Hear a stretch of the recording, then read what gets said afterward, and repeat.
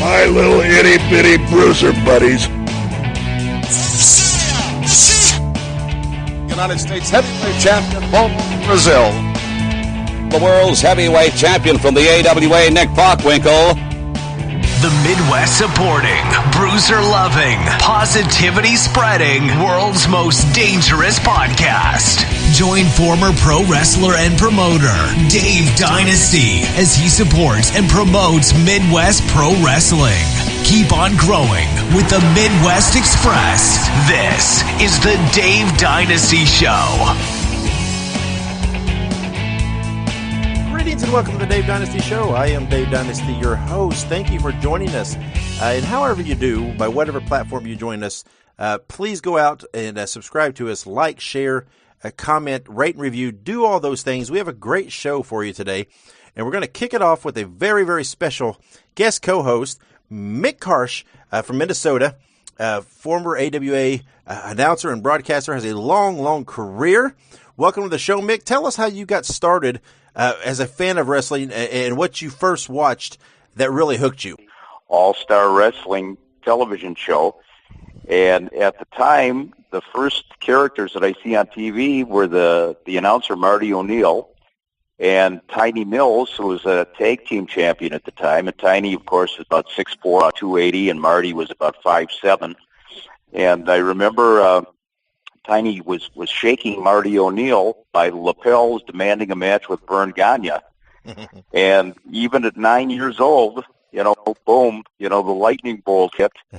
And I just started watching it then and became just hooked and got involved doing fan newsletters and everything in my teenage years, and it's just been an ongoing saga ever since. Yeah, and you were obviously in the heart of AWA country and when it was in its prime. Tell us, you went to a lot of shows, a lot of tapings and everything else during that time. Tell us what that was like to see the AWA in its peak years. Oh, it was tremendous. And I did go to virtually every week, probably from about 1965 till the middle 1970s. I went to all the AWA TV tapings in the Twin Cities area. I would get there maybe a couple hours early to hobnob with the wrestlers. But when I really got involved in it, it was in such a tremendous time period for the AWA. You're talking about the middle 60s. So you had Vern Gagne, the Crusher, Mad Dog Vachon, Dick the Bruiser, Larry Hennigan, Harley Race, the Alaskan, Stan Kowalski. The list is endless. And literally back in that time, anybody who was anybody in the business came through Minneapolis at one time or another. And it was just an extraordinary hotbed of wrestling. And that really continued for me going to all those tapings right through the 1970s, and it was kind of towards the end of the 70s when I stopped, going on a regular basis to the TV. But just the glory days of the AWA. It was such a red hot promotion back then, and the angles on television were frequent, and it was just great stuff. Great stuff. Yeah, and early on there, like you said, you did some fan newsletters and things, but you really started to get known for doing the Bockwinkel Brigade, the fan club for Nick Bockwinkel. Tell us how that got started and how you got to know Nick and meet Nick and do that fan club. Well, as I said, I had done some minor newsletters prior to that, just getting involved. And back in the day, David, was that was kind of the wrestling fans' internet back then, was newsletters and exchanging bulletins and so forth. So I did some in the middle 60s. But then when Nick came to the AWA territory in the fall of 1970, I was really just impressed by his whole television persona and just the whole aura that he presented. And it had been a few years since I had done a fan club or, anything related to that. Mm-hmm. So I'm starting to get the bug a little bit. But prior to talking to Nick, the first guy that I actually had approached for a fan club was Bobby Heenan. And so it was kind of a springboard into the fan club for Nick. A couple of months prior to meeting Nick, I had approached Bobby at the Dykeman Hotel in downtown Minneapolis. That's where the AWA office was. Mm-hmm. And I asked Bobby, can I start a fan club for you? And Bobby's response was, get away from me. So that was short and sweet. So that idea kind of fizzled. But the way the fan club started for Nick was really interesting. There was a group of us that were really Bockwinkel fans, and we were at a match in Minneapolis. I forget who he was wrestling. I think Paul Diamond at the time. And we're up in the balcony, and back in the day, it was far different than today. If you brought a sign into the building, you were kind of unique. Mm-hmm. It wasn't every other guy had a sign. So we held one up that said, number one. This is up in the balcony area. Well, some fans complained about it. The ushers came and took the sign away from us. And the next week at the TV studio, I hadn't met Nick yet, and I approached him and I said, I got a little story to tell you, blah, blah, blah. The sign was torn down, and, and Nick in his usual gracious fashion, just kind of, well, whatever, my boy, better luck next time, or whatever he said.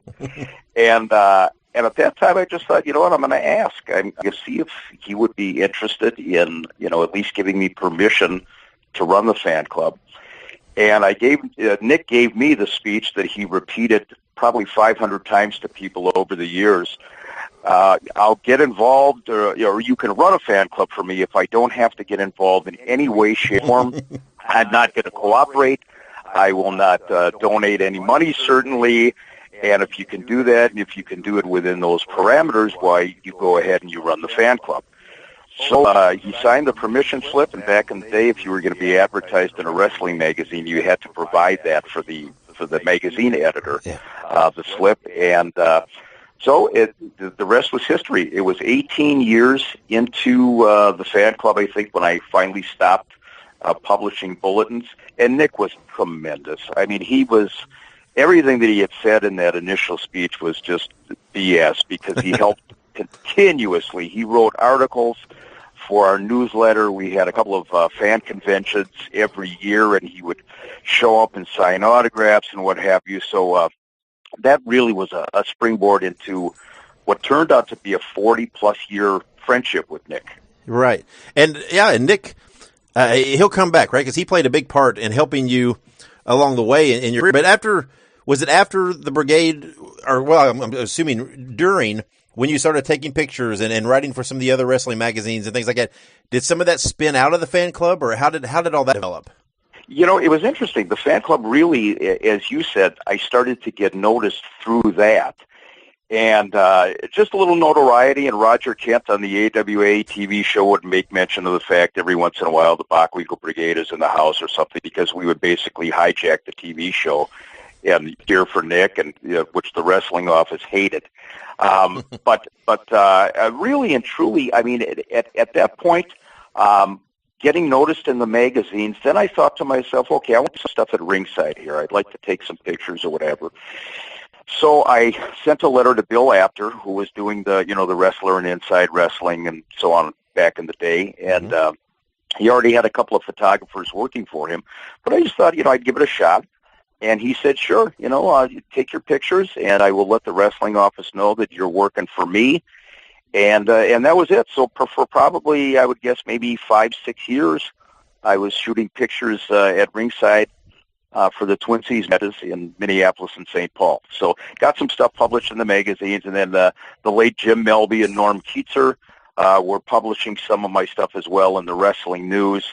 So I was writing articles, and it kind of followed what Jim Cornette and Eddie Gilbert, guys like that, were doing kind of simultaneously. Paul Heyman were kind of doing the same thing that I was at the same time. Yep. And so at some point, you kind of started running errands for Wally Carbo there in the AW offices. When did that happen, and how did you meet Wally? Wally, boy. There's some stories there. The Wally connection actually started in my teenage years when I was going down to the Dykeman Hotel every Saturday afternoon. We'd take the bus from North Minneapolis, a couple of buddies of mine and I, and we would, sit in the lobby of the hotel, and the wrestling office was up on the 6th floor. So we would see the guys come in and out for getting their itinerary and their paycheck or whatever. And so I just ventured upstairs once in a while. They got to know me a little bit. I talked to Wally, and, he knew I was a fan. I think I was 13, 14 years old at the time. So he would occasionally say to me, hey, do you think if I give you this little bit of publicity, you can run this over to the Minneapolis newspaper, which was probably, I don't know, maybe 6 blocks from the Dykeman Hotel. So I started to do that almost weekly, and he would give me a handful of change or whatever, and that kind of parlayed into getting some tickets for the TV matches and so on and so forth. So, and then subsequently, hanging around and getting to know Wally all those years, then he became a real a force into me getting accepted by the wrestling office. Right. So, okay, and then, but through all this, it's said that you always had the dream of doing commentary and of calling matches. And if I'm correct, you even went to the University of Minnesota and studied broadcast journalism, right? I did. Yes, I did. Was this all in mind with this dream of being a wrestling broadcaster? I mean, was this always in your mind all along that, hey, this is what I'm working for, this is what I'm striving for? You know, it was, and kind of simultaneously, Dave, I was thinking also of being, of all things, a top 40 disc jockey back in the day, too. You know, that bug was kind of biting me, you know, back in the glorious 60s. But, yes, I always wanted to be a wrestling announcer in my own hometown. That was a dream of mine.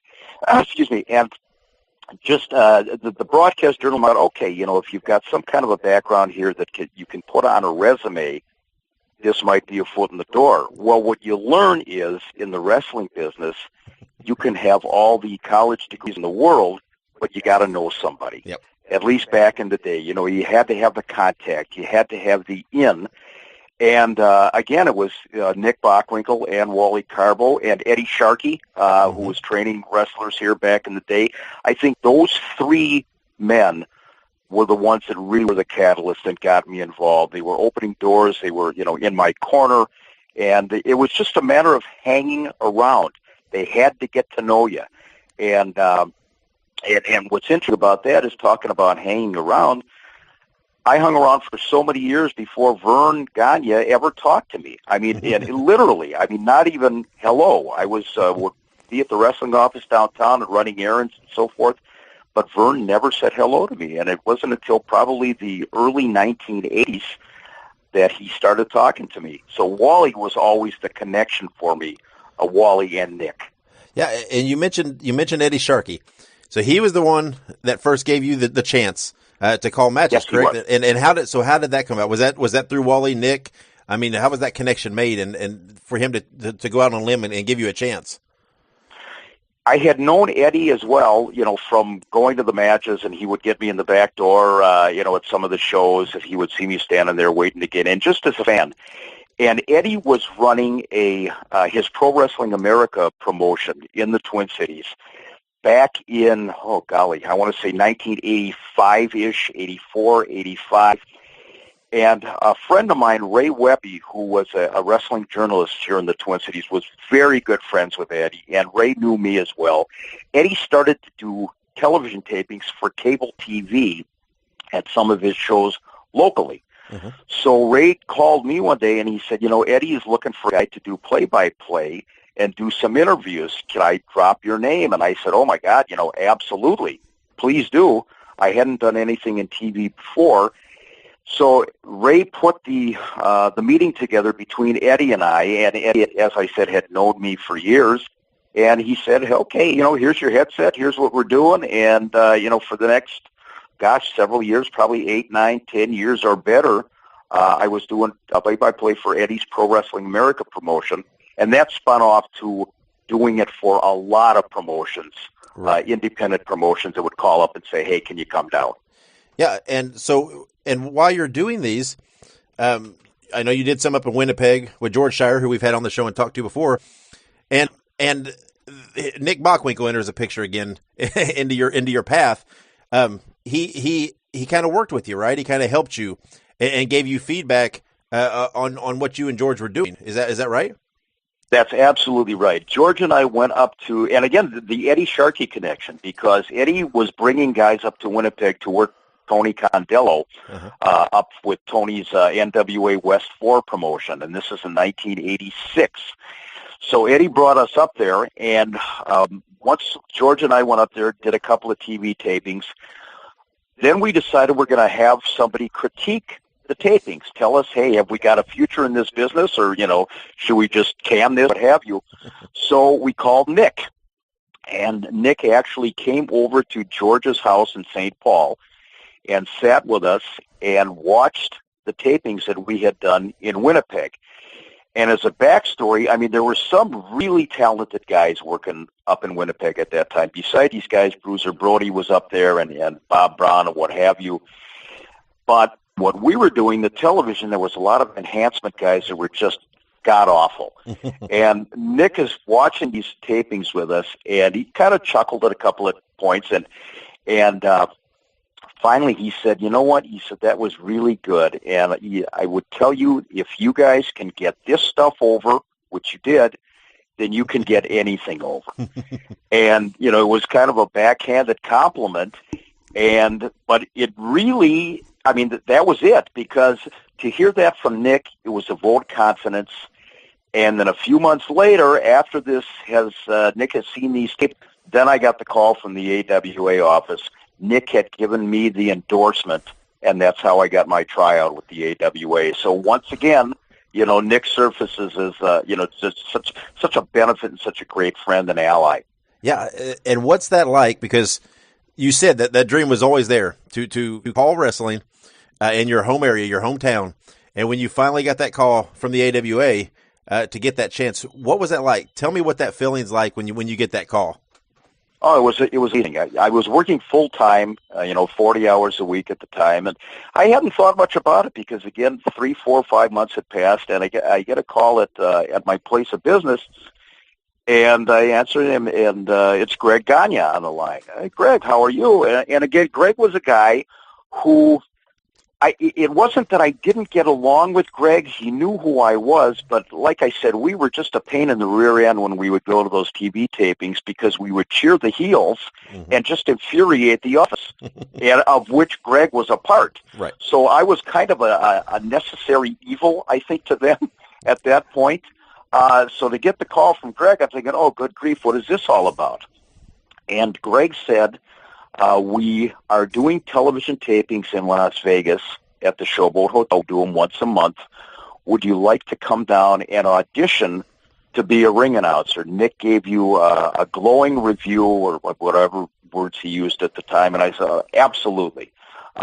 So subsequently I did. I went down to one of the days they were doing television and did the audition, and that was a kick in itself. But it was kind of like everything was surreal at that point. It was like, oh my God, how did I get from point A to point B so fast? The butterflies were churning, and it was just a tremendous feeling. Just to get the opportunity to audition, whether or not I made it, the dream was starting to come to fruition. So it was wonderful. Yeah, and obviously this is on ESPN, nationally syndicated. So you're getting seen by lots of people. And what a lot of people, at least in my experience, they tend to write the AWA off after Hogan leaves and the McMahon thing, and that mid to 8 ladies, there was still a lot of talent there, and there was still a good roster, and they were still having some success. I mean, those had to have been those episodes are still pretty good TV. They really were, and what was interesting about it, I came in right after a couple of real good friends of mine had left the AWA, Buddy Rose and Sherry Martel. Mm-hmm. They were in like 85, 86, and I got hired in August of 87. And like you say, the AWA, I mean, it was definitely not the AWA of old, right, but they still had enough of a talent roster, to do something. I'm thinking back, Jerry Blackwell was there, Stan Hansen, Buddy Rose and Doug Summers and the Midnight Rockers had their feud going on at the time. They brought in Adrian Adonis and Tommy Rich, Kurt Hennig, Dick Slater. So they really had a good nucleus of guys to keep things going. But I think even, at that point, the handwriting was kind of on the wall. So whatever they were doing, even if they had this talent base, the wheels were starting to come off a little bit, and you could really feel it in the locker room. The locker room atmosphere as well. Sometimes it was really tense. But again, you're in Vegas, and I'm wearing Vern's, the tuxedo he rented for me, and and the glitz and the glamour. So for me, it was really terrific at the time. But again, the backstory, the backdrop is things aren't what they used to be. Yeah. And like you said that the locker room was tense. Did you see any of that from Vern and from Greg? I mean, when they were around, did you get that feeling from them that they were kind of had their back against the ropes and were scraping for life and that they were, really scrambling? I mean, could you feel that tension from them, or were they not showing it, or were they not around enough to let everybody in on that? There's a couple of stories that I would say about this, Dave, that really explain and kind of give you a visual of how things were in the locker room. And I'm not speaking out of turn here because I've told these stories before. I remember it. First of all, I got to say that Rod Trongard and I were not privy to going into the production meetings or anything like that. Right. They preferred that the announcers be surprised by what was going on. They wanted our reactions to be spontaneous. Mm-hmm. So if there was booking meetings or whatever, I wasn't involved in that. But like in the pre-show meetings in the back or whatever, you could feel the tension, especially with Vern more so than Greg. The tempers were really short. I remember at one taping, we were doing a tape change, and Greg had wrestled some guy earlier on in the show, a kid from Chicago. And so after the match is over, there's an intermission. We're doing a tape change, and the kid was on the phone talking to his girlfriend. And I don't know if he said something about the match or whatever, but Greg walked up and slapped the phone out of his hand. This is the days when you had the, oversized, cell phones. Mm-hmm. Slapped that out of his hand, slapped the guy right across the face, and he said, "Don't you ever break kayfabe around us." So you thought, oh, my God, that was a little, heavy-handed. The other story that relates to Vern, and I've told this many times, Larry Nelson, who was the AWA announcer at the time, Larry, he had stopped going out to Las Vegas. He had actually called me one time and said, "They're going to call you and they're going to have you kind of be the MC. I don't want to go out there anymore." And so I said, "Why?" He said, "I just can't take it. Everybody is on edge.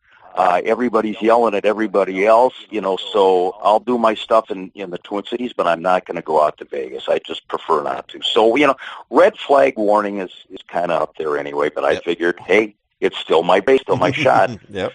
So I remember the first time that I did this solo, prior to the matches starting, they had called me over and they said, "When we get to intermission, we want you to announce the next date here at the Showboat and announce these matches that we got coming up." Yeah, that's fine. So we went and we did about an hour of TV tapings, and then we called the intermission. And Vern and Rod Trongard had been calling matches, and I was doing the ring announcing. So when it comes time to call for intermission, I'm at the announce table. Vern and Rod are still there. And I said, "Ladies and gentlemen, we're going to take an intermission break right now, but I want to let you know what's going on here. The next big card here at the Showboat Hotel in Las Vegas. You can get your tickets early in advance in the lobby tonight." And I started running down the lineup and got to the point where I said, "And ladies and gentlemen, coming back to the AWA, Shawn Michaels," and the crowd starts to pop. "And Marty Jannetty," and they're popping even louder. I said, "The Midnight Rockers return." Boom, the roof blows off the place. And I said, "Okay, 10 minutes intermission. We'll see you then. Be sure to go get tickets for the next show." Well, I look over at Vern, and Vern is sitting at the announce table with me. And he is as red as a lobster. And he's just like steam coming out of his ears. And I said, "What's the matter?" He says, "Do you know that you're the damn authority figure here? You're the MC. You never," he's gritting his teeth. He says, "You never, ever make an announcement from the announce table. You get into the ring and do it." I said, "Okay, that's fine." And then he says, "And another thing, why did you have to mention them by name, the Midnight Rockers? Why did you have to say Shawn Michaels and Marty Jannetty?"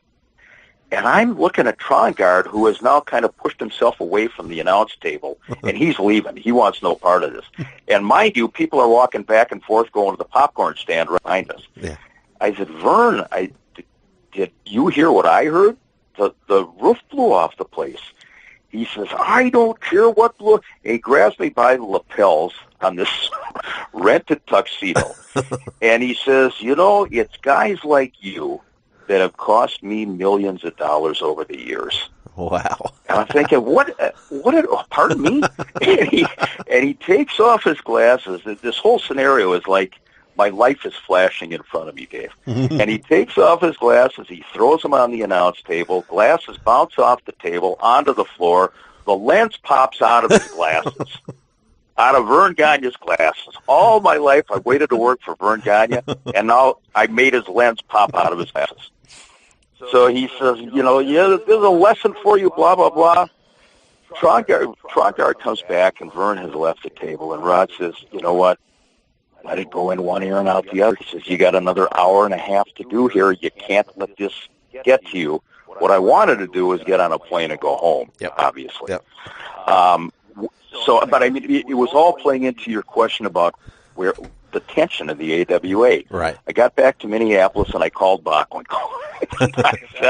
And Nick had already gone to WWF. Uh-huh. And I told him what happened, and he said, you realize Vern isn't yelling at you. He said, Jack Lanza and I are probably the only two guys Vern hasn't yelled at in the last 10 years. He says, his whole empire is crumbling around him. He knows it. He's going to go for what he perceives to be the weakest link. And, unfortunately, that was you at the point. You were an easy target. He said, just write Vern a letter. Tell him that, you don't want it to happen again or what have you, which I did. And I got a call from Vern about 2 weeks after I wrote the letter, and I answered the phone. Again, this is my place of business, and he picked up and he says, Karch, I'm yelling at you again. So, oh, my God, don't tell me. Well, then he starts laughing, and he says, did I really do what you said in the letter? I don't even remember doing that. I'm sorry. So, a long story, I realize, long-winded, but it all played. It's kind of what the atmosphere was at the time, that any little thing was upsetting to Vern and Greg. Yeah, and you weren't with the AWA much longer. I mean, was that kind of getting to that point where you realize, this is just it's going downhill? Maybe this is not worth the effort here for me. I know. I mean, it's obviously a lot of travel going from your home to Vegas to do these tapings and stuff. And what ended up being that final decision for you to step away from the AWA? It was actually their decision. Well, I shouldn't say that. I certainly would have kept going back out there. I needed the gig. I loved the gig, and I just figured, all right, if Vern apologized, well, then this won't happen again. Yeah. What happened was there was going to be a television taping for the AWA, I want to say in Minot, North Dakota, in December. And again, I'm working full-time at this point. And not only that, but there was a huge blizzard coming into Minnesota from North Dakota. I couldn't get the time off of work. I would have never made it to North Dakota for the TV taping. I called the office, and I said, I can't do it. Can you get a replacement this time? I'll be back next time. So they did. Lee Marshall actually was contacted by the AWA, and he moved into the spot. Subsequently, we're at an AWA show in March, happened to be the last match ever at the Minneapolis Auditorium. And I approached Vern and I said, am I coming back next time? I realize I missed this taping. And Vern said, is it worth it to you to pay your own airfare for the opportunity to be on television on ESPN? And I said, no, it isn't. And that was it. That was it. I just figured at that point, no, I'm not doing it anymore. Yeah. Well, and then, though, I mean, that led to you started doing what was called Saturday Night at Ringside shortly after. Tell us about this, because I've read interviews and things that you've done where you said that this is probably one of your greatest memories of being involved in this, or these years you did this. Tell everybody what exactly Saturday Night at Ringside was. Joe Pedicino was involved in a wrestling block down in Atlanta, and I couldn't tell you what shows he had on, but it was like a 3-hour show of wrestling, back-to-back, syndicated shows. I think Pro Wrestling This Week was a part of it, and I couldn't tell you the other ones. But Paul Heyman, who had been in the AWA the same time that I was now also gone, and he was working with Joe down south. And Paul called me up. We had developed a real good rapport when I was working in the AWA. And Paul said, there's a station up in Minneapolis, Channel 23, and they want to do this wrestling block that Pedicino is doing down here, but they want to do it on Saturday nights. And I think you'd be the perfect guy. They want to host, just do ins and outs, intro one show, say goodnight, intro the next show, whatever. He's contact Pedicino. So I did, and I explained who I was. He says, yeah, Paul told me all about you. I said, I'd really be interested in at least auditioning for this show. He said, I'll put in a call to the TV station, to the producer there, and let her know. He did. He called a woman by the name of Mary O'Neill, who has since passed, and she called me up and she said, I got a recommendation. We're interviewing a lot of people. We're giving some people some tryouts, which you let down and audition for this show. And this was the spring of 1988. And I said, absolutely. Went down, had the suit on and the whole thing, and I wrote my own script, basically ins and outs for 3 different rep shows. Said, we'll get back to you. About 2-3 weeks later, they'd got the job. So that's how the Saturday Night at Ringside the escapade happened for me. And we had a terrific run. We were on for 4 years, 200 shows. And, it was by far the greatest experience of my announcing career. I loved it. Loved every minute of it. Yeah, and you mentioned Paul Heyman. And I have to ask you, I've heard a rumor that Heyman was considering or had you in mind to be the commentator when he took over ECW. Do you know, have you heard of that? Was there any truth to that? I guess there was, because Joey Styles, I don't know, they released a DVD. I don't know which one it was, but Hardcore Homecoming or something, and Joey Styles is actually on there saying Mick Karch was going to be the guy to get this job if I didn't get it. Well, that's great. I'm glad to find out after the fact. Yeah, really. But yeah, so apparently I was in consideration for that, and again, I thank Paul. We did have that rapport, and that would have been a tremendous opportunity. But Joey Styles is, Joey Styles all by himself. But yeah, I mean, it's great to even be considered. That's to be immortalized on DVD that you would have been the guy. Yeah, that's really nice. Yeah, and you've also had a long working relationship with Steel Domain Wrestling. Tell us about Steel Domain, because they still run shows in your area and they've helped launch the careers of lots of great guys. So tell us about your Steel Domain a little bit, and fans that maybe in that area might want to check that out. Yeah, Steel Domain Wrestling actually started out as St. Paul Championship Wrestling about 20 years ago. And the promoter, Ed Hellier, was working with the Ray Webby that I had mentioned earlier on. And Ed actually had been involved in helping promote some shows in Illinois. So St. Paul Championship evolved into Steel Domain. Ed started a working relationship with Ace Steel and Danny Dominion, who were running the Steel Domain Wrestling training camp in Chicago. Yep. And he started to bring them into the shows for St. Paul Championship Wrestling. Not only those two, but he brought in CM Punk and Colt Cabana and Eric Priest and guys like this, Adrian Lynch and what have you. They were all new faces for the Twin Cities. So Steel Domain, or St. Paul Championship, really started taking off. And they transitioned into calling it Steel Domain Wrestling. And eventually Ed got the legal okay to change the name to Steel Domain Wrestling, at least here in the state of Minnesota, and now it's beyond that. But that's how it got started back then, was through Danny and Ace, and it just took off. And it's been going real strong ever since. Yeah, and anybody is interested in that, you can check them out. They're all over social media and everything else, so you can check them out and see some of their stuff. And if you're in that area, check out one of their events. Well, Mick, thanks for coming on. This has been great. We'll have to have you on again, because I'm sure you've got a world more you could talk about. But we appreciate you coming on and talking. It's been good to hear your tale and hear your journey. I appreciate it very much, Dave. Thanks for the opportunity, and I know I'll see you on Facebook. I live there. Absolutely. So I will.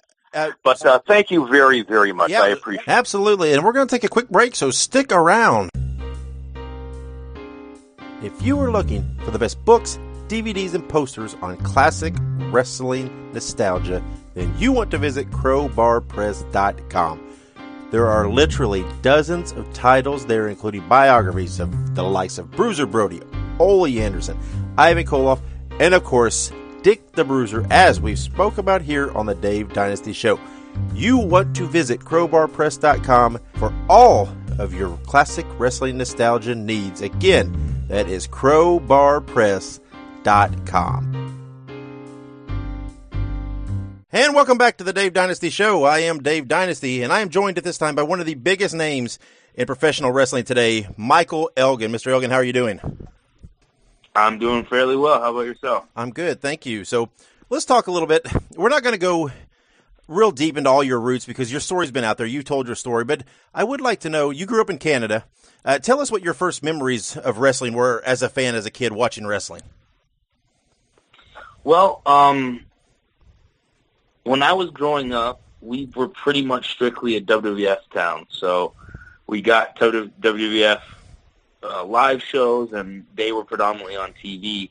And at a young age, I also found out about CMLL because it was on our Latin network. Okay. And then a friend got a satellite dish in 1992, and that was the first time I saw WCW. And that also introduced me to guys like Dr. Dusty Williams, Terry Gordy, Hashimoto, and Hase, who are all in the tag team tournament that we watched. And from there, we started ordering tapes. So I was fairly lucky that I got into a wide variety of wrestling quite early. Yeah, and those names you just threw out there, I would assume that you were big fans of all those guys because I think you kind of molded in that same style with your approach in the ring. Would that be true? Yeah, very much so. You know, it's funny because for a time, you know, I talk about wanting to go to Japan for many years, and you know, you get the few people be like, "Oh, you're just imitating Japanese wrestlers," but not understanding that when you watch something and you become a wrestler, you often pattern yourself after the stuff you enjoy, right? And then as you go along, you try to make it your own, and that's exactly what happened. You know, I mean, at an early age, I started watching Dr. Dusty Williams, and because of him, started watching All Japan tapes, which meant I saw Kenta Kobashi and Misawa and Kawada and Taue and all these guys. So I started patterning myself after that style because it was something I really, really enjoyed. Yeah. And when you're watching this stuff as a kid, at what point, or was it from the initial get-go almost, did it just hook you and you know, hey, I'd love to do this with my life. This is what I want to pursue. You know, I would have to say it was much earlier than even 92 that I said that. Even as a child, I was the youngest in my family. I'm an only child, but I have many older cousins, and our family was very close. So I got all their hand-me-down action figures and wrestling tapes when I was just a baby. I mean, there's pictures of my cousins playing with their action figures, and I'm sitting in the middle of the old LJN ring. Yeah. They gave me all their VHS tapes and figures because soon after that was when they were getting out of it and starting to be in their own thing, like playing hockey or other team sports. So they got out of it, and I got into it. And I can't remember a time where I didn't tell people that I wanted to be a pro wrestler. You know, it's just kind of a cute thing for teachers that kids in kindergarten what they want to be when they grow up. And I remember, you know, replying with, I'm going to be a pro wrestler. So yeah. I really can't think of a time that this wasn't what I wanted to do with my life. Yeah. Did you play any other sports as a kid? Growing, you mentioned your cousins played. Did you play anything else or? Yeah, you know, I was big into baseball, okay. Amateur wrestling, and lacrosse, and actually basketball for some years too. Yeah. Okay. Well, I seem to remember. Yeah, you're still a big baseball fan. Is that right? Yeah, I haven't been watching the seasons as closely lately because I'm often, you know, out of the country. But well, I still do enjoy baseball. Yeah, who's your team? Well, definitely the Blue Jays. Okay. And it's funny because I also do like the Cardinals. Yeah, see, that's my team. Because I'm living close. But I enjoyed the Cardinals before I ever moved here because of Mark McGwire. I was a big Mark McGwire guy. Him and Sammy Sosa were going after the home run record. Yeah, I grew up a Cardinals fan, or still am a Cardinals fan. But I live very, very close to Cincinnati, so everybody around here is a Reds fan. It seems like I'm kind of the enemy around here a lot of times in my family. So tell us, you started training pretty early on in your early teen years. Tell us how how you started training and how you got your foot in the door going with that. Well, I was at a live WWE event at the ACC, I believe. Mm-hmm. It was either the ACC or the Sky Dome. I don't remember if they had moved wrestling to the ACC yet, but I went to a live event, and after, there was flyers being handed out for a pro wrestling camp, ages 14 and up, and I was 14, so I went to the 2-week camp that was held in the summer and stayed there for about a year and a half, not knowing any better, but I soon found out it was not really the wrestling school to be at. But as I said, at 14, you just want to be a pro wrestler, so you kind of take anything you can get, and I did, and it ended up being a lot of self-teaching there. Obviously we had an instructor to teach us the very basics, but often me and a couple other guys in the class that I was close to would go in early and leave late and try to practice our own things. And then about a year and a half after that, I went to a proper school called Squared Circle Training. And even though, the person who owned the school wasn't very active in the ring with us, again, we were kind of self-taught, but had people like Joe Legend and Tyson Dukes help us out a lot. Right. Yeah, Tyson Duke. That is one of the unheralded names in this build. That guy's so talented. That guy should have been a lot bigger star than he ended up being. He got a lot of talent. I still look up to him and still consider him a great friend and mentor. And I hope that in the next little bit here that somebody will latch on and give him the shot he deserves. Absolutely. So how old were you when you debuted and actually had your first match in front of a crowd? Well, okay. So I say that my first match was when I was 16, which technically it was, but in the first school, I would have technically had my first match at 14 after 2 weeks of training. Yeah. Okay.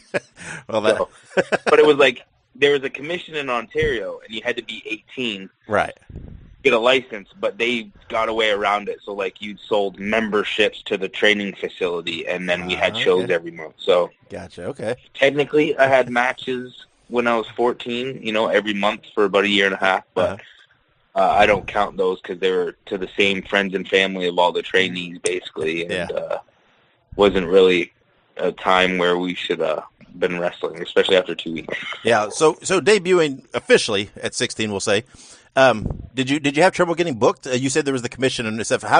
Where were you getting booked at? How were you getting on shows at 16?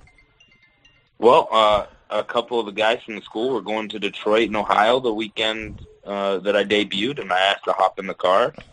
They said yes. I went. They needed somebody to fill a spot, and I was there. So that's how I debuted. Oh, yeah, okay. Well, so depending on where you're at in the States, most of the commissions aren't around anymore, so you can get around that.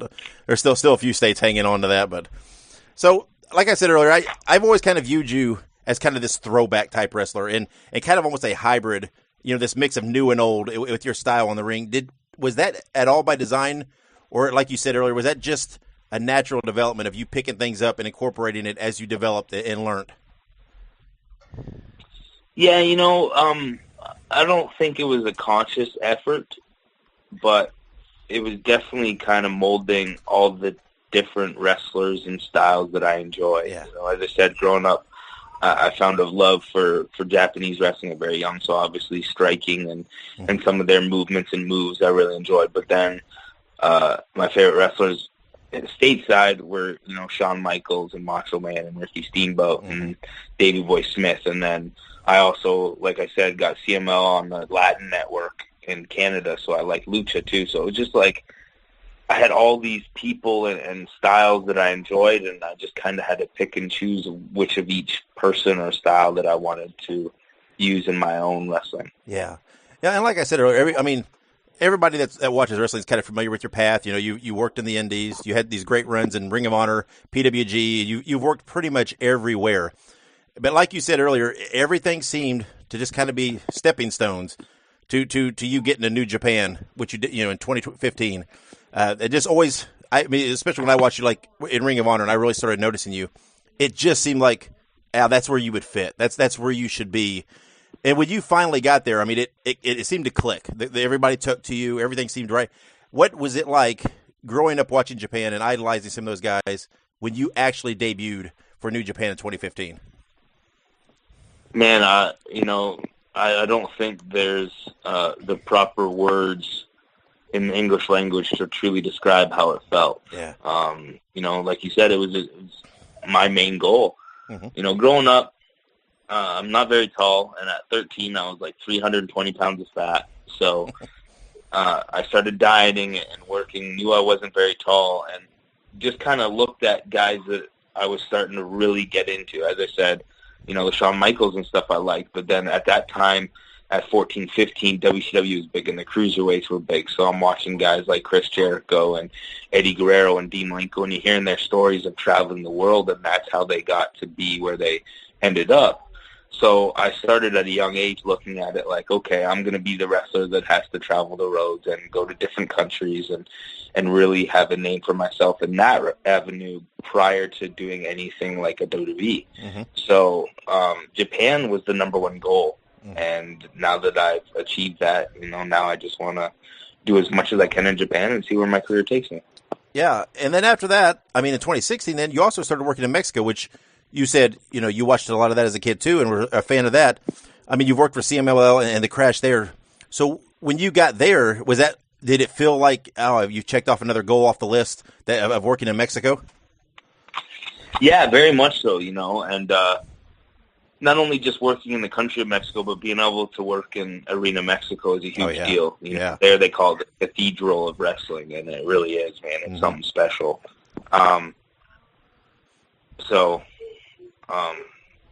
It was another one of those kind of goals and dreams checked off, and you just kind of got to pinch yourself sometimes when you get these opportunities. Yeah, and being a fan of both those as you were growing up and developing, how would you compare working in the two? Are there obviously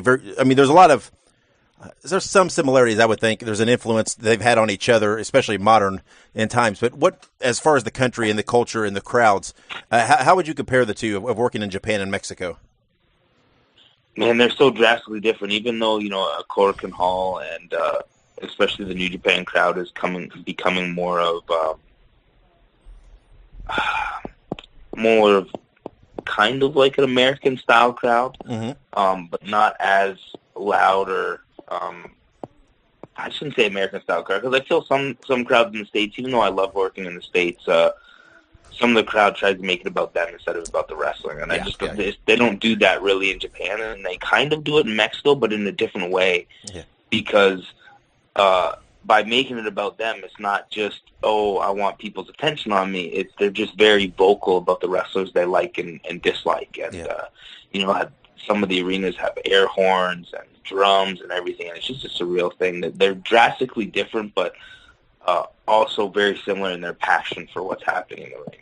Yeah, how much in Japan have you experienced the with the sponsors and the different things and being in all of you and just wanting to touch you and be a part? How much of that have you got to experience on your tours over there? A little bit. It's weird. So once in a while, I'll go check out stuff. Mm-hmm. But I'm there for work, so I kind of am to the point where I find my gyms. I sit in the hotel room. I watch wrestling, trying to get ideas for what I want to do, and all that kind of stuff. So I see a little bit, but there's definitely a lot that I haven't seen, and that's just because I kind of get caught up in my own world of, okay, I'm here for work and I want to try to be the best I can be at New Japan and accomplish all these goals I have. So I just set forth to those. Yeah. Yeah. And you mentioned working in the States. You've, throughout your career, almost from the get-go, you've really been a mainstay here in the Midwest. And that's kind of what I focus on with my show and what my thing is here in the Midwest U.S. And you've definitely been, had an impact on it. What do you think of kind of here lately, the resurgence in wrestling in the Midwest? There's a lot of talent coming out of this area and a lot of great shows, and you've been a part of a lot of those over the years. So what's your take on this resurgence here in the Midwest here in recent years? Man, I think it's great. There's a lot of great training schools, so they keep producing new great talent, and the fans are coming out in droves to see it because everybody's getting so good. Man, it's just it's a pleasure to see, and it's great to be a part of and witness it because, we all have only so many years that we can do this, and to see that thriving right now means that it's going to thrive for years to come. And maybe, you know, when my boy grows up, if he ever wants to be a wrestler, there's going to be a great scene here in the Midwest for him to wrestle in. Yeah, I mean, you obviously live in the area now, but I mean, you said earlier, you know, as you came down into Detroit and so on to work when you were young. I mean, have you always just kind of felt the Midwest as a kind of a second home for you? I mean, with coming down and working here a lot. Yeah, you know, IWA Mid-South was like my first big shot in the U.S. and they're based in the Midwest. Right. So I definitely find that it's been a second home to me. You know, a lot of promotions here have given me great opportunities to get my name out there and really become the wrestler I am today and be put in the positions that I've been in. So the Midwest is definitely, you know, was a second home while I lived in Canada, and now, of course, you know, it's my home with all the promotions out here, the wrestling school, and my wife and my child. So, you know, it's always treated me good. Yeah, and like you've talked, obviously you have a real appreciation for wrestling history, and something that happened with you here lately, I thought was really cool. You recently won the XICW United States title in the Cobo in Detroit, and it was that belt that you had. And I saw the pictures. It's a recreation of one of the Sheik's old belts, and you were even given it by Dave Drayson, who once managed the Sheiks and things like that. How much of that past, that history there with the Cobo and the Sheik in Detroit were you aware of, and what was it like to kind of experience, to kind of be a part of that little bit of nostalgia there going on with that? You know, I knew a lot about it. You know, the old territory days. It used to be big time wrestling out in Detroit, and I love pro wrestling, and with that love, I definitely research its history, and I try to get footage from all these old territories. Like, we used to get tapes from Continental and from Mid-South and all these different territories, just to see what else is out there. And you see so many hidden gems that you didn't see in WWE or WCW. So I have a firm grasp on the territory days, and especially the Detroit territory, being so close to Canada, and me actually starting my career in Detroit for XICW. Yeah. So to win that title and know its history, it's amazing, and I'm very honored to be representing not only XICW but that championship. Yeah, it's kind of cool. I don't know if you as a performer ever think it, but I mean, I watch a lot of old wrestling too, and when I see things like Mid-South, there's times when I'll sit there and I'll think, oh God, if, you know, Michael Elgin 20 years earlier, he would have fit right in with Bill Watts in Mid-South. Does that ever cross your mind? Of, man, if a different generation, what it would have been like, and how you would have fit into these territories then? Because I totally could see you fitting into the Mid-South style of wrestler back in the day. You know, I never really looked at it as, I would fit in there. You know, some people that I've come across that have been around the business for a long time, that's one of the things they often say, because of the style that was appreciated and the body type that's appreciated there for Bill Watts. But it's definitely a territory that I watch and look at very fondly. And if I had been around at that time, definitely a place I would have loved to be a part of. Yeah. So tell us something about Michael Elgin that fans may not know. Do you have any quirky hobbies, quirky interests? You mentioned you're a baseball fan, but is there something that maybe they wouldn't know about Michael Elgin away from the business? You know, man, not really. You know, it's pretty cut and dry. Wrestling and my wife and kid is basically all that my life has been revolving around, especially, you know, for the last 3 years since my son was born.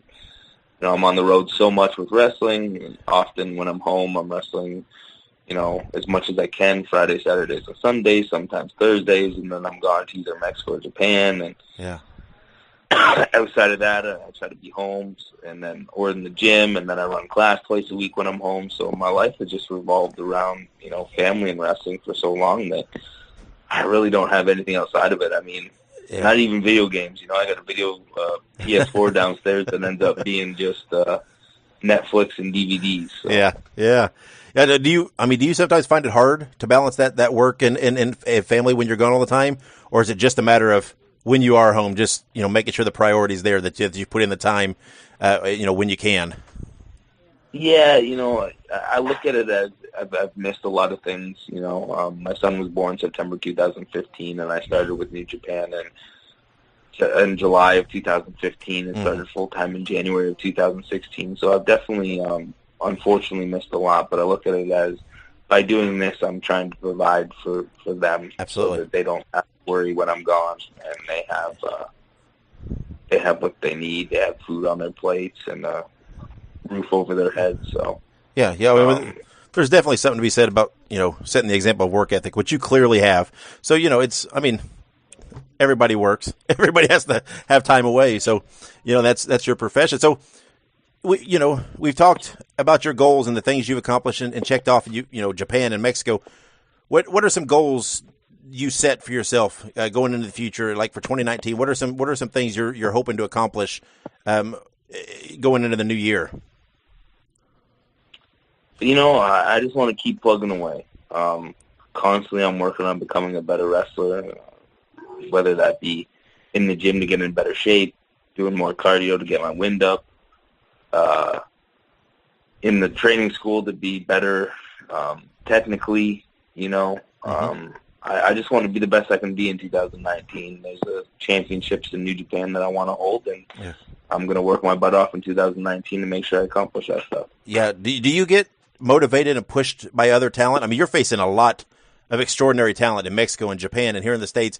Do you ever see someone or get in the ring with someone and say, oh, man, I need to kick it up another little notch so that I can hang with these guys and the things they're doing, they raise the bar? I mean, do you feel that drive, that competitiveness with other wrestlers? Yeah, absolutely, and I think you need to. Yeah. I look at, if I see a great match or somebody like Kenny Omega or Tanahashi or Okada just out there absolutely destroying every match, it makes me want to have those type of matches. And, it drives me to be better, and it drives me to be good enough to earn those chances to be in matches like that so I can have performances like that. So absolutely, guys who work like that, like I mentioned, you got Okada and Tanahashi, you got Kenny Omega, you got the Young Bucks, you got all these guys you're on shows with constantly who absolutely tear the house down night in and night out, and it makes you want to, be better and get those opportunities that they're getting just to show that you can hang with guys like that. Yeah, absolutely. And it's remarkable when I see you. I've always been a fan of yours. I remember, you debuting in Ring of Honor and early on being with the House of Truth, and it is you always had the talent, but it's remarkable even how far you've come. And how you just get better and better and better all the time. So I mean, it's like I said, you could definitely see that you're putting in the work. And thanks for coming on, Mike. I mean, like I said, we weren't going to keep you very long. I didn't want to rehash your entire career because obviously you've told that story before. But we want to talk a little about where you're at now. If fans want to kind of keep up with you and follow you on social media, where can they find you? What's the best way to do that? Big Mike NJPW on Instagram and at Michael Elgin 25 on Twitter, and those are the best two places to find me. Yep. Facebook's all maxed out, but those two, I try to keep updated. Twitter more so than Instagram. Sometimes I forget about Instagram just because my app messes up so much and I'm not posting stuff. But I try to keep active on both so that I kind of have that base with the fans. Yep. Okay. Yeah. So check out Mike. Follow him on Twitter and Instagram, and keep up with what he's doing. Get out there. You subscribe to New Japan World. Watch his stuff. What he's doing over there. You could CMLL. You can watch that online. It's always on. They stream their shows on YouTube for free all the time. So you get out there and watch what he's doing. Mike, thanks for coming on. We appreciate it. Appreciate your time, talking to us a little bit about what you're doing in your career now. And thanks for everything you do for us as fans, and all the work and the travel and the sacrifices you're making to entertain us all the time. Well, no, thank you very much for having me, and I truly appreciate the kind words, and hopefully I can be back on some point in the near future. Sure, absolutely.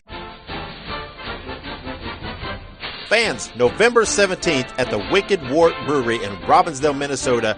Come meet Larry the Axe Henning and taste his new beer, The Axe is Back. You do not want to miss this event. Your chance to show support and meet Larry Henning at the Wicked Wart Brewery in Robbinsdale, Minnesota.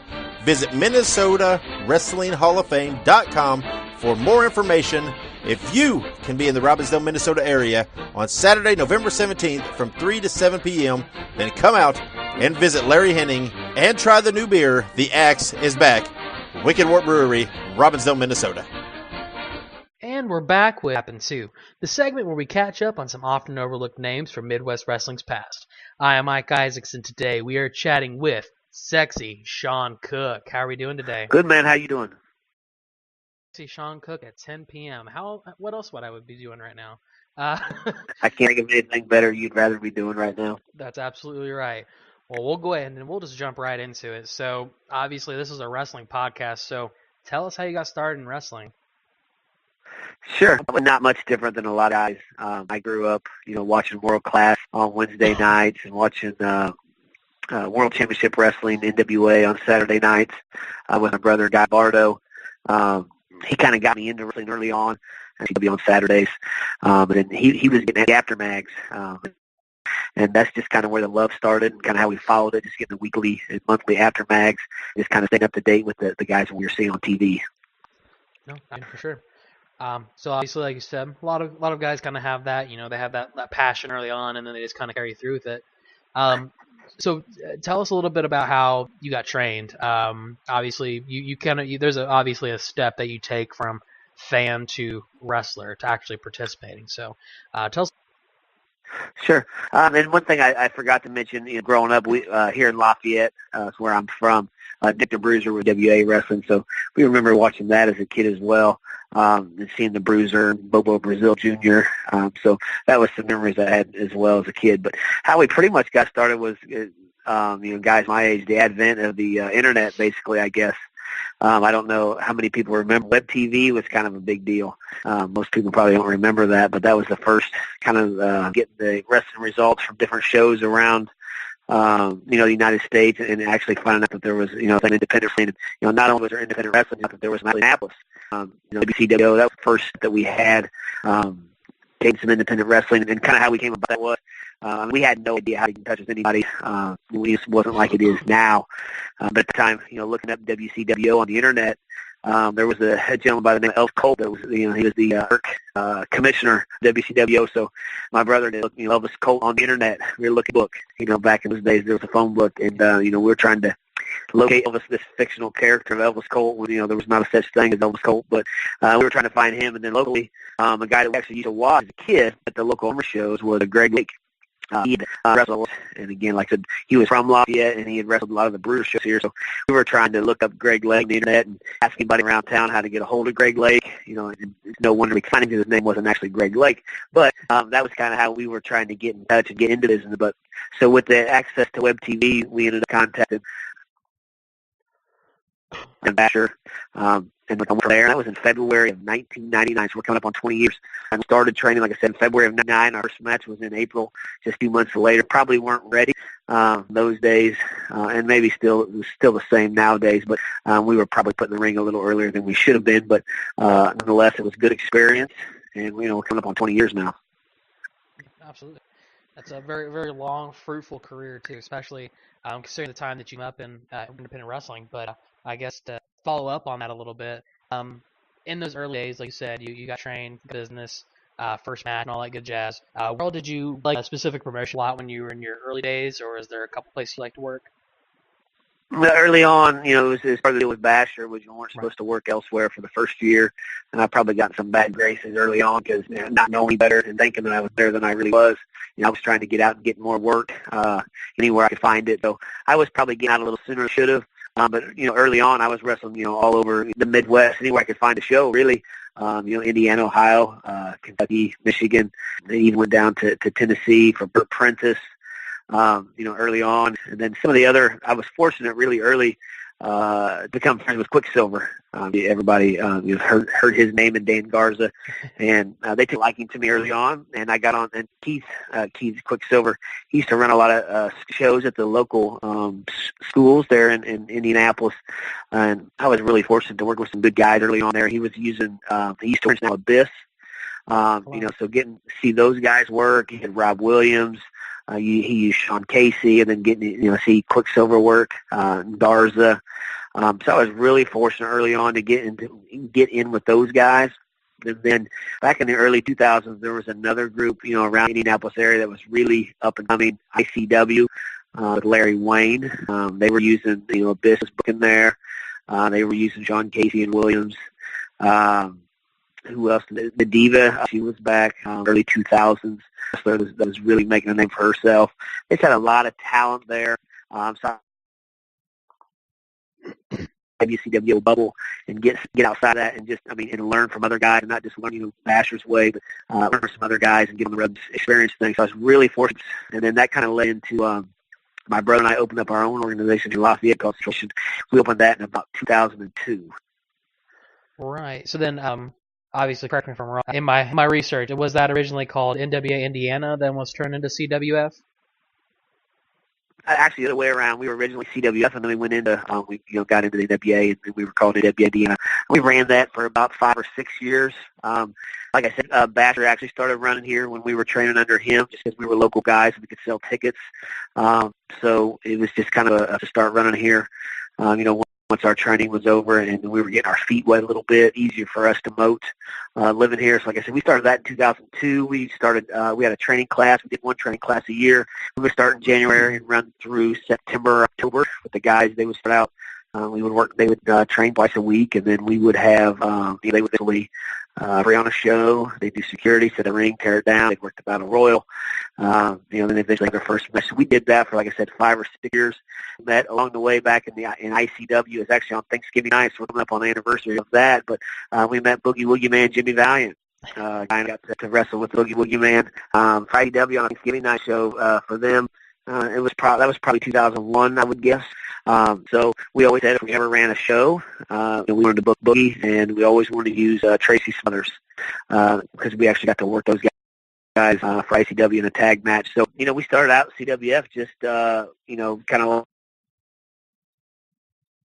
just want to run that one show. We always probably thought we could do it better than anybody else, which that's our opinion. But we always thought that we could just want to run that one show. The one show turned out really good. So that night we booked a second show, and then, well, heck, before you do it, we were running monthly and did that for about 5 years. Throughout the time there, we were able to bring in a lot of names. We were probably fans of guys in the 80s and 90s. So we brought in anywhere from Snuka to Sabu, Honky, Ricky Morton, even C.W. Anderson from ECW fame. Good buddy Landell story in there. He was one person we brought in. Also, Colt Cabana, Chad Colliers, Wildcat Chris Harris was rigged at the time. And, of course, Boogie and Trady, and eventually later Brent Jerry Lawler. So we were really fortunate. We had a lot of good guys that we came up with. Tesla, Devon Furious, and we had Quicksilver working too. We brought in Dice Man as well, Ronnie Vegas. So we had kind of a good mix of some up-and-comers like Chad and Colt were at the time.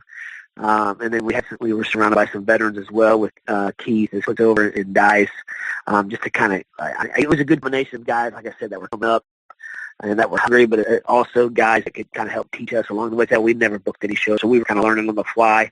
We actually went through a stretch for probably about a year. We had local access TV on Saturday morning. So, there was a stretch there. Arguably, you could say that we had one of the best places to work in Indiana for a period of time there in the probably I'd say about the thousands.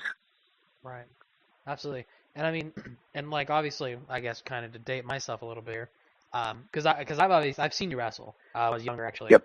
Dave used to have a promotion for people who knows Midwest Regional Wrestling. This is years ago. Yep. And I remember seeing Shook wrestle there, but never in my life. Sure. It wasn't that bad. No, but like it's weird because I think about that and I think about me talking to you right now. I never knew that you had a promotion. And Sure. hear that. That's amazing. Honestly, it's incredible. Not everybody can run a promotion, and people who can have very special talent.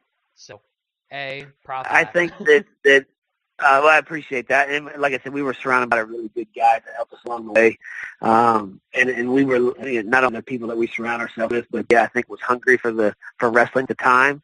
Not so much now, but back then we had a really good building. We had good people. We had a connection. We went live, Friday before every show, live on the road. we had a t-shirt hookup that we gave them a little sponsorship money, and they just gave us way more merchandise than we paid for. And then we could sell that in turn. Had a nice deal with the building. They kept the food and beverage, and we got the door. So I mean, it worked out really good. And again, we're just really fortunate to have the people that we had, and the connections that we made in town. And I mean, there were a lot of positives that came out of that, but on a personal level, during that time when you run your own promotion, sometimes we would get heat with other wrestlers, just because locally it kind of seemed like a lot of guys book their buddies, kind of like a I book you, you book me type thing. And we didn't typically do that. It was always I always felt like to run a successful promotion, if you book me because of my talent, not because you expect me to book you on my show. And sometimes we've done made of just silly wrestling drama and heat, I guess to say, but that was kind of all we were going to book we met our buddies, but our buddies deserved to be there. And so, like I said, sometimes along the way, I got a little heat, I guess, because I didn't book certain people that thought they should have. So in that time, I probably didn't work for as many other organizations because, like I said, the guys that were running those groups probably didn't want to book me because I wasn't in them. But I wouldn't trade that time that we had the CWF and then eventually the NBA Indiana for anything. That was, some of the best memories in the business that I have. Absolutely. And that's crazy again. I mean, and that's something I've heard too, you book me, I'll book you, whole deal. Right. Obviously, I've never been in that position, so I can only speak from an outsider's perspective, which I think that's silly, but hey, that's just my 2 cents, the peanut gallery sure. here. All right. But, I guess to kind of rewind just a little bit, something that I'm curious about actually, so obviously we've talked a lot about, your early days, working, eventually get into promoting, doing where, but I guess kind of to almost rewind to the beginning almost. So Yep. Obviously when I introduced you, you were Sexy Shawn Cook. Now, tell me about that gimmick and how it came to be, because I'm curious if that was just like, you just came out and they're like, all right, here's Sexy Shawn Cook, and then 20 years later you're still Sexy Shawn Cook, or did you start with that? I'm trying to think how it started. I don't know if I always had the moniker Sexy Shawn Cook. I think maybe very early on I was like Pretty Boy Shawn, and I think just over time maybe that involved Sexy Shawn. I guess maybe had more of a ring to it than the Pretty Boy did. And early on, heck, man, I was just happy to get in a ring and work, let alone what as you gain more experience. And we've all heard it, right? Like the best character is just an extension of your own personality. And as a heel, Sexy Shawn Cook had more of a ring, probably more of who I was at the time, just an arrogant prick. I mean, pretty much. So, I mean, that's kind of where that started. It started with the probably Pretty Boy, and then eventually evolved into Sexy Shawn. And then, over the years, I think it just kept. I was fortunate enough to be able to keep myself in decent shape to where, it wasn't, too far of a stretch to still continue to be called that. But at the same time, I guess the rib is real on me because, the name, using that moniker, you kind of go out in the crowd. You can't go out in blue jeans and a T-shirt because, you're not in shape. So, I was fortunate to keep myself in pretty decent shape along the way. But pretty much just always was. I think there was maybe a stretch there where we were running with Dice Man Ronnie Vegas, and he was doing the high roller Nick, and my brother and I kind of did a little bit of that with him. But pretty much it's on, from probably after a year or two in, all the way through. And in the few shows that I work now, I'm still going out and using the name. Right on. Hey, nothing wrong with that. Hey, if it works, don't change it, right? I guess so. And the name I brought up there just a minute ago was Doc. He was another one that really helped my brother and I early on. He was running a lot of shows, sometimes in Illinois, and then later on he was running a few shows in Indiana. But he really took Guy and I under his wing when he really didn't need to. And at that time, he was bringing in names. He was bringing in Viscera, Coco. He was really tight with John Grunge and Rocco Rock of Public Enemy. They were ECU and WCW, and then had a really short run there in WWF. But he was really tight. And those two took a real liking to Guy and I as well. There was actually, I still have the flyer in my garage here. Guy and I were supposed to work Johnny and Rocco in a cage match here in Lafayette. And then I think we were a week or two out from the show, and it was right when Rocco Rock passed away. So Johnny, I don't think Johnny actually made the show. We ended up working the Van Zants in a cage. But I mean, it was a vivid memory that I still have. I still have that poster of Guy and I going to work, Grunge and Rucko in the cage. And again, just people along the way to help you out that didn't need to. Again, we offered nothing to Ronnie Vegas, but, he extended the hand. And then we had a lot of great stories of working for Ronnie, and anybody that worked for Ronnie will know what I mean by the stories that went along with that. Just a lot of great memories working, for them, brought in. At that time, getting to, work with Johnny and Rocco and Coco and Viscera, at that time I wasn't going to get that experience anywhere else. So again, that was just somebody else that, helped us out along the way. Oh yeah, absolutely. And I feel like that's almost like a household name in a way. I feel like everybody knows who Dice Man is. But if they don't know, they know the intro music. If they don't know the name, right, that's right. Gosh. So, I guess kind of follow up on that. I mean, you kind of mentioned him a few times here and there. You kind of sprinkle him throughout. And I guess my ignorance, I didn't know that you had a brother. Didn't know Guy Lombardo was a sibling. So tell us what it's like working with your sibling. I have 4 brothers, and I can tell you for one thing, wouldn't work with any of them. But right. What's it like working with and against your brother? It's been great. In various, I mean, when we were training, like I said, we live in Lafayette, or I do now, and we both did during training. And when we were training with Basher, we were driving down twice a week to Indianapolis. So that's twice a week for an hour each way. That, when we were 24, 25, 26, we're spending an hour, 4 hours a week in a car together. And if we weren't doing wrestling, would we have got to spend that time together? Probably not. And then there was a stretch, after we got out of training and after, we both, kind of left, did our own stuff. We went every weekend, right? And nothing like, Cabana and Punk did, but, for little, for guys here at Lafayette, I felt like we stayed pretty busy. And, during that time, we traveled together all the time. Most of the time, we were, working a tag gimmick. That time that we got to spend together, in a car, for anything. And then, from that, we went into promoting together. We did, pretty much, it was never more me than it was Guy. So, it was 50-50 deal as far as the booking and the labor of the ring and the advertising. And, when we would do advertising, we would go out a couple times a week and hang flyers. We did that together, we wouldn't have spent that time together as often as we did if it wasn't for wrestling. As far as in the ring, of course we have, some. I've certainly worked with, Billy Rock and Mark Houston, Raymer, Flat, and I have Guy. But when you're working with your brother or someone that you're close to, of course you can be a little stiffer than you may be with some other people, just because of the relationship that you have. But like I said, the time that we got to spend together, I wouldn't replace that for anything. About the years as we've gotten older, he's moved to the other on the other side of Indianapolis. So we don't see each other as much, and probably don't talk as much as we should. But I think the wrestling and our love outside of wrestling for sports and coaching kids, just gave us a bond that could never be replaced. So, from that aspect, wrestling, was a huge blessing, I guess, for us.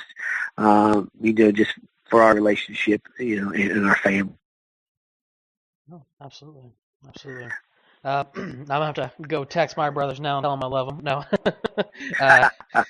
that's funny though. It's funny that you say that. Just a curious question, because out of my brothers, I'm the oldest. Or you guys are older? No, he's the oldest, by a couple of years. And he's actually working more now on shows than I do. I think I've worked, one or two shows in the last year. He's actually still running his own promotion down out of Carthage, Indiana. Him and Billy Bart are running. I think they're still using the CWF name. And if I could get a cheap plug-in for him, he'd sure appreciate it. Now, they're running a show on November 17th in Carthage, Indiana. So if you want to look up on Facebook, I'm sure he'd be able to get you some more information, or Billy Bart. Those guys would be happy to give you some more information. Again, that's November 17th in Carthage. And they're still running under the CWF banner. Well, hell yeah, that's right. So definitely go check that out. Sounds like a lot of fun, and you already heard his stories about how him and Guy ran promotion. So, if it's anything like that, it's probably going to be awesome. So, yeah, not a problem. Yeah, and they actually had they had a Jimmy Valiant month. Oh, wow. And then I believe about 3 or 4 months ago they had Road Warrior Animal in. And they got a lot of younger guys in that are getting, some experience there as well. So definitely a good show to check out if anybody's in, the Indy area looking for a show on the 17th. Absolutely. So people should be looking for shows every weekend because you can never get too much wrestling. Independent wrestling. I agree. And speaking of that, it leads me to something else I want to touch on here while we were talking is something if I could pass along to anybody in the business now is one thing that I did is any big show that I could find. When I say big show, guys are just bringing in a lot of names. But I tried to get myself booked on those. And more times than not, I didn't care what the pay was just because when you get on a show like that, speaking of the names, like Guy bringing in Boogie and Road Warrior Animal, when you show up to some of these shows, and in some instances, those shows are ran by some money marks, right? So they don't always run as fluid as they should. Right. So myself in some pretty good situations just because I wanted to get around some of those names and make some contact. So any chance you get to get on a show, even though if you got to swallow your pride and work for cheap, you never know what situation you get in. I worked a show in Indianapolis, and they had, Midnight Express, Rock and Roll, Cornette, Ming, Barbarian. Just you name it. Probably similar to those that Maples is running nowadays. And I worked early in a 6-man with Brad Lehman, who's from down there. I don't know if you remember Brad, but I think he may have worked for Dave at one point in time, or at least we worked a 6-man with Coco. I can't remember who else was in it, but, after work, in the locker room and quite a great promo on the promoter because the promoter left without paying a lot of the guy. So, Cornette flies open the curtain of the locker room, just rips the guy in classic Cornette fashion. So after that, Mick Foley kind of took over the locker room, and he was trying to make out the rest of the card and asked me to get asked me if and I'd said, yeah, and he said, you want to work again? And, I was about to get in the ring and work with Rock and Roll just because they were supposed to work midnight. Midnight already left, but they ended up switching it and cutting a match from later, and I think Valentine and Beefcake jumped in and took that spot against Rock and Roll. But just I guess the point of that story is you never know what can happen when you get on those shows. Some names like that. So that was one thing I always tried to do was, any chance I get on a big show, just not only do you know who you're going to be able to get in the ring with, but maybe another promoter in the crowd that you can get contact with. So that was one thing I did, and that leads me right into the, one great story that I was trying to think about it today before the call, because Dave said, just give some, some things that you remember. Referee we used to use that was from the area was Jason Harding. He's been with the WWE for quite some time now. Jason Ayers. Yeah. But I can't remember how it all came about. But there was an attorney in Indianapolis. I think it was Stanley Kahn. I may not be correct on his name, but there was an attorney in Indianapolis, and he threw I think it was a 13-year-old birthday party for his son, and they rented out a room at the convention center in Indianapolis in downtown, and we got on the show, and the only match they had on the show was a battle royal. And in that battle royal, Raven was in it. Jeff Jarrett was in it with his. He had maybe a strap at the time. Matt Morgan was there. RV Foley, and I think Billy Rock and I went down, and Jason was there. So again, just another example of just right place, right time, trying to get yourself in a situation where you never know what the hell's going to happen. And where else? And I was all about just making memories. I knew I wasn't going to get a job, in the business full time. So I was all about making memories and things I can remember, for the rest of my life. So just, again, that was another situation of, getting on a show, so to speak, and not knowing what's going to happen. I still have a T-shirt that I think was called Mark Wrestling Federation because the kid's name was Mark. So it was just, again, another example of getting in a situation where, something happened that, 15 years later, I'm still talking about it. Right. Also, by the way, so just I guess kind of clarify. So that was a 13-year-old kid's birthday party. Was just That's right. He just hired a bunch of random people. Hired a bunch of workers. Yep. Just to come work that birthday they had party. A ring set up. That's right. They had a ring set up in the convention center. They had a bunch of their friends and family. They had, wrestling action figures on the table. We went in the bathroom, and they had I still remember they had a Mark Wrestling Federation insignia on the napkins in the bathroom. I was like, I'm sure other guys have been involved in something like that, but to that point in my career, I mean, what was going on, just the money that was spent, for a 13-year-old birthday party. But we were certainly happy to take part in it. Absolutely. And that is nuts, though. I want to be, one day when I have kids, I hope to be able to be that extra. But Jesus, that is super extra. I don't know. That must have been expensive. I couldn't imagine the payroll. Good Lord. So I guess just one other thing, kind of just to wrap it up with us here. I mean, we've talked a lot here. We've talked about, everything from getting started in wrestling to wrestling at a 13-year-old's birthday party that apparently is Donald Trump's kid. Right. But, wrestling is wrestling, eventually with all people. You wrestle for a while. You like you said, you still wrestle currently. But you obviously have I guess you could say a shoot job or whatever it may be.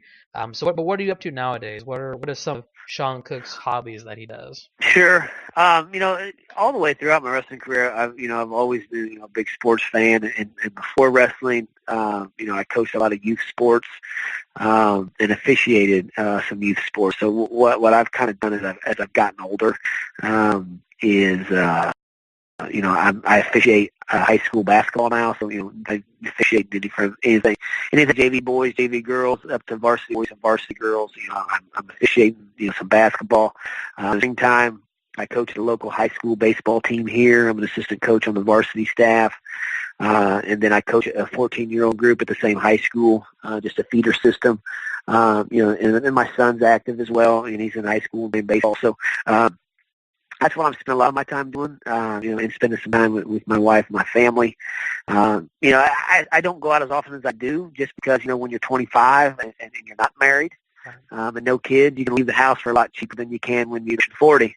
And you got a family at home and a full-time job and bills to pay. So, what I could leave the house for when I was 25 isn't the same as when I'm 40. And I also get it. I don't do it as often, right? So a promoter can't pay me. I'm not worth what I need to get paid to leave the house and leave the family. So just don't do it as often as I did. But I certainly stay up on it, everybody's got their phone glued to them nowadays. So, obviously throughout the day, and I'm checking different ways to stay up on, the current stuff.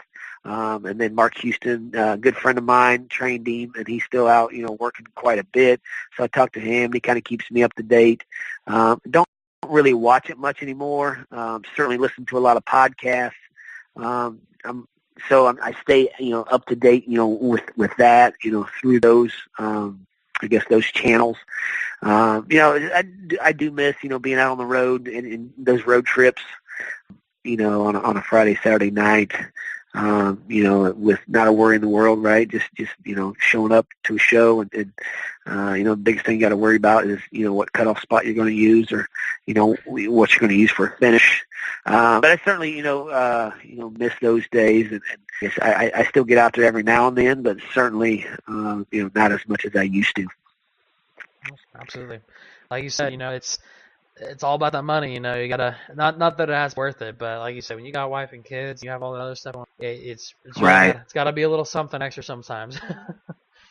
That's exactly right. And then before we wrap up, I would be amiss if I did. There was a couple other points I didn't touch. If I didn't get those touched on, that I would feel bad after the podcast. But another guy that helped me out along the way after we closed our promotion, and I was working more out on my own, was Mitch Ryder down at XCW.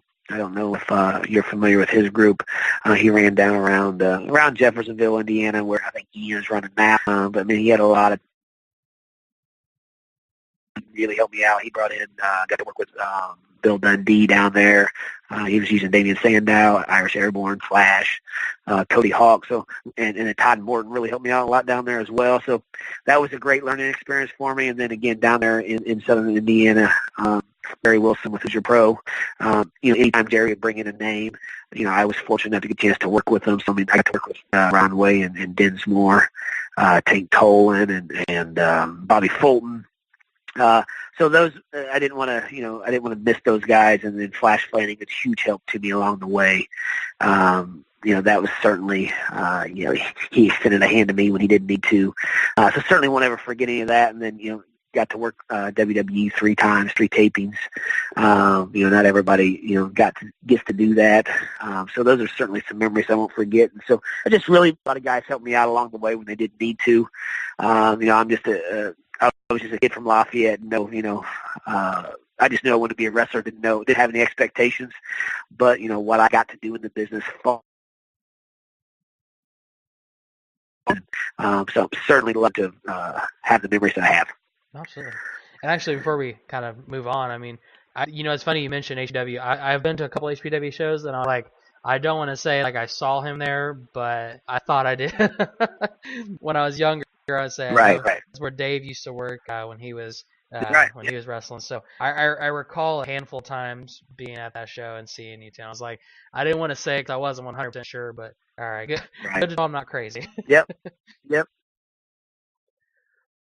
But definitely, well, first of all, before we even go any further, definitely want to thank you very much for coming on here, talking to us, basically giving us all this, these various stories about the various people you got to meet and work with, and just letting us kind of see the inside look of what your career was. So first of all, very appreciative for your time and very appreciative for you coming on here and talking to us. Yeah, I appreciate you guys, thinking of me, and to say I had a career, I don't know that I really did. Like I said, I was just a kid from Lafayette. I love this. I do a lot of fun things, but I certainly appreciate the opportunity to come on and talk, and just keep my name somewhat relevant still. So I certainly appreciate that. Oh, not a problem at all. And I guess one last thing for you. I mean, obviously, like you said, everybody's got their faces glued to a phone. Do you have a social media that fans can follow you? I don't know if you have like a Shawn Cook page or anything like that. Yeah, I don't have a Shawn Cook page. I mean, I just use it for my coach, but anybody wants to follow me, happy to have the follow. I'm just at Coach Laux on Twitter. That's Coach, C-O-A-C-H, Laux, L-O-U-K-S, but really not doing much wrestling stuff on there, just more for my baseball stuff. But yeah, anybody wants to communicate that way, I'd be happy to respond to anybody that wants to reach out. You've heard him here on the Dave Dynasty Show as a guest and as host of the monthly Graham's Gallery episodes. And now you can hear his stories. You can own a copy of Confessions of a Big-Time Wrestler, the audio book from Dr. Jerry Graham Jr., former multi-tag team champion in WWA and owner of Bruiser Bedlam. You can hear all of his encounters with the various wrestlers, places, and promotions he's worked as he tells about his colorful, long, and illustrious career. You can have your own copy for only $25, and that includes shipping and handling. It's very simple. Go on Facebook, look up Jerry Jaffe, Jaffe, send him a private message, and make arrangements to purchase a copy of Confessions of a Big-Time Wrestler now. You will not regret this purchase.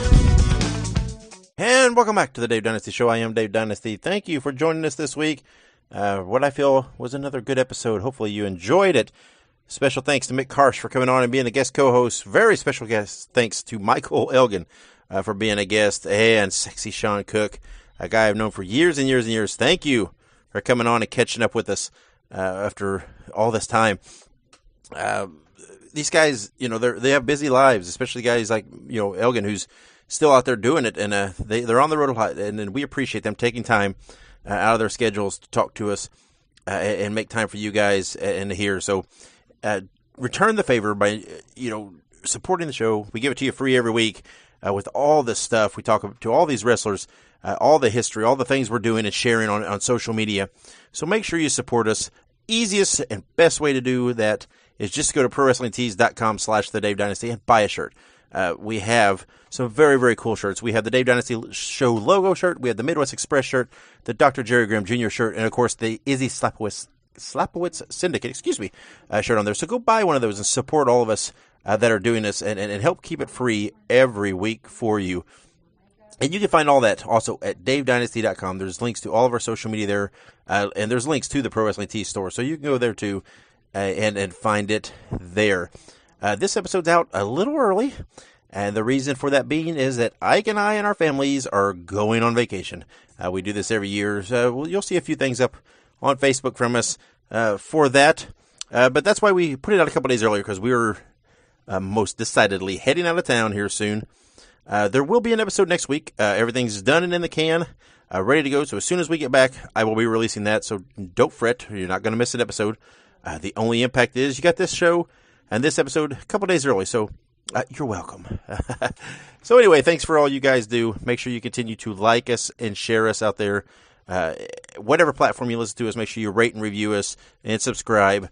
And that's it. We're going to get out of here and head out to vacation. So everybody, be good, be safe, and keep on growing.